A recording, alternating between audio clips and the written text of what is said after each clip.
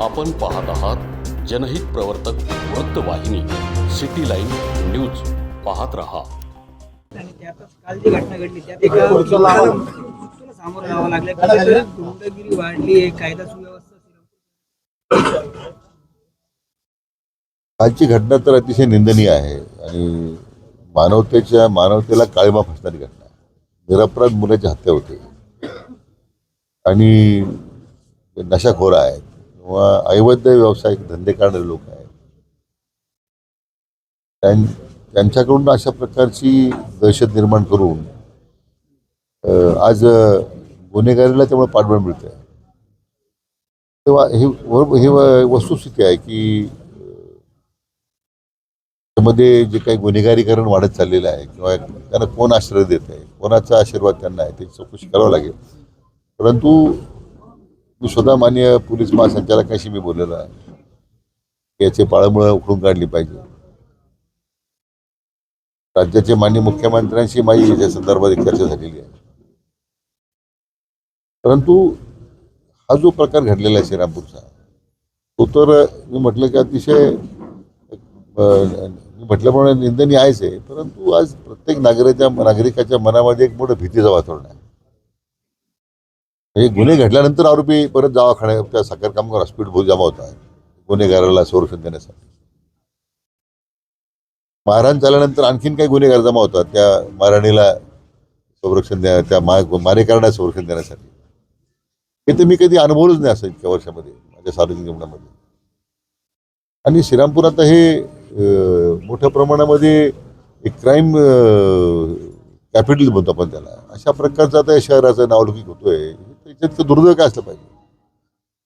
त्या पद्धतीने पाहिलं तर पोलीस कारवाई करतात, गुन्हेगारांना अटकही करतात, मात्र त्यांना कायद्याचा धाक नाही येते. काही दिवसात जामीन होऊन बाहेर येतात तर पुन्हा अशा प्रकारचे. त्यामुळे कुठेतरी कायद्यात आता बदल करणं गरजेचं आहे. अशा काय जे नवीन कायदे आले त्यामुळे पोलिसांना अनेकदा काही बंधनं येतात कारवाई करताना.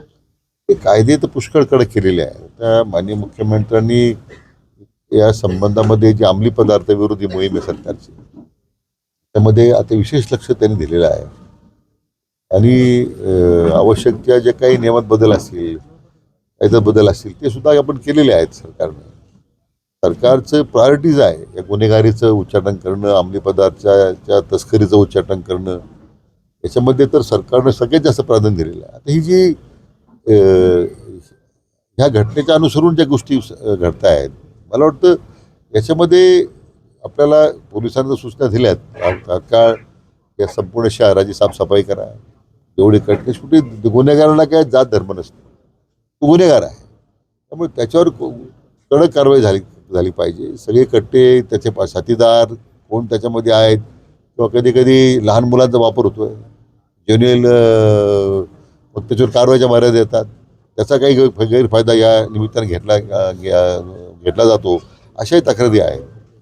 परंतु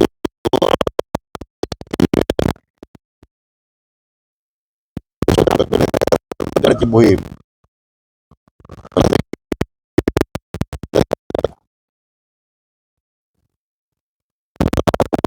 सामान्य नागरिकाला दिलासा मिळणार. पण 10-15 वर्षात जी गुन्हेगारी श्रीरामपुरात वाढली, त्याला तुम्ही कोणाला कारणीभूत धरता किंवा काय कारण तुम्ही दुर्दैवानं नाही. आता माझ्याकडे जी काही माहिती मिळते त्याच्यावरच आहे की बऱ्याच ठिकाणी लोकांच्या घरात घुसून महिलांच्यावर अत्याचार झाले, काही मुलांना पळून नेण्याचे प्रकार घडले. दहशत एवढी की लोक तक्रार करायला सुद्धा पुढे येत नाही. तर लोकांना पोलीस विभाग आम्हाला संरक्षण देईल याची लोकांमध्ये विश्वास नाही आहे. या काही पूर्वी 7-8 वर्षापूर्वीच्या घटना ज्या घडल्या आणि ती मग आपोआपच ते गुन्हेगारांचं बळ वाढत गेले. आणि ते मुख्य कारण आहे की पोलिसांकडून त्या वेळा जर कारवाई झाल्या असत्या त्या काळामध्ये तर हे गुन्हेगार एवढी वाढली नसते.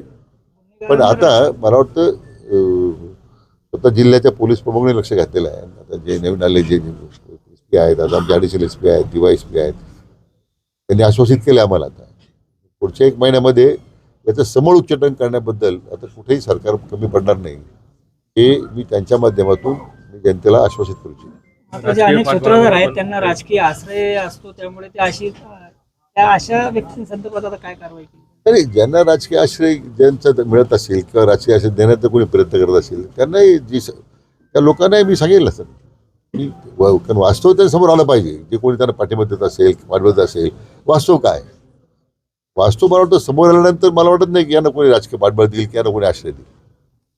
शेवटचा प्रश्न एकनाथ खडसे अमित शहाच्या भेटीला जाऊन आले, भाजप प्रवेश होणार अशी चर्चा आहे आणि अमित शहानीच त्यांना बोलून घेतलं होतं. काय मला ती कल्पना नाही आहे, पण खडसे साहेब हे भारतीय जनता पक्षाचे अतिशय ज्येष्ठ ते राहिलेले आहेत.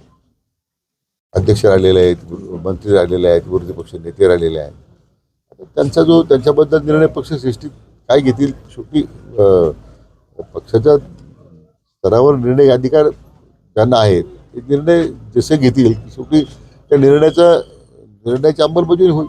त्याला काही विरोध करणं, पाठिंबा देणं, स्वागत करणं प्रश्नच उद्भवत नाही.